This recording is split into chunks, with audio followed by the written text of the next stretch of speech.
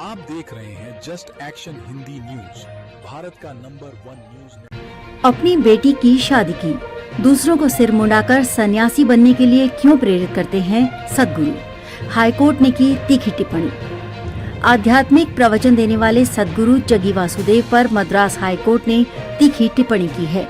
अदालत ने एक केस की सुनवाई करते हुए पूछा कि आपने अपनी बेटी की शादी की है और वो सांसारिक सुख सुविधाओं से युक्त जीवन जी रही है, फिर आप अन्य महिलाओं को क्यों सिर मुंडाकर सन्यासी की तरह जीने के लिए प्रेरित करते हैं? Justice S.M. सुब्रमण्यम और जस्टिस V. शिवागन्नम ने ये सवाल एक रिकॉर्डेड प्रोफेसर की ओर से दाखिल अर्जी पर लिया। प्रोफेसर ने आरोप लगाया था कि मेरी उच्च शिक्षित बेटियों का ब्रेन वॉश किया गया है और वो स्थायी तौर पर ईशा योग केंद्र में ही रह रही हैं।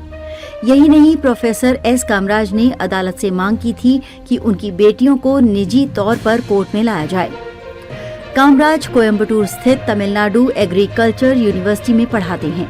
उनकी मांग पर 42 और 39 साल की दोनों बेटियां कोर्ट में आईं।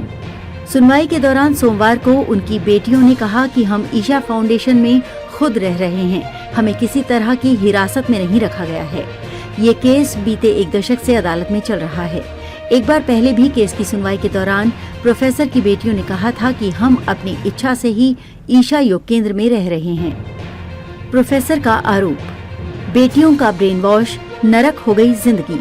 वहीं उनके पेरेंट्स का दावा है कि उनकी बेटियों का जीवन नरक हो गया है जब से उन्हें ईशा योग केंद्र में रखा गया है। हालांकि जजों ने इस मामले में और जांच करने का आदेश पुलिस को दिया है। इसके अलावा फाउंडेशन से जुड़े सारे केसों की लिस्ट भी तैयार करने को कहा है। इस केस की सुनवाई के दौरान जस्टिस शिवागन्नम ने कहा कि हम ये जानना चाहते हैं कि जिस शख्स ने अपनी बेटी का विवाह किया और उसे सांसारिक सुख सुविधाओं वाले जीवन में रखा, वो दूसरों की बेटियों को सिर मुंडाकर सन्यासी जैसा जीवन जीने के लिए क्यों प्रेरित कर रहा है?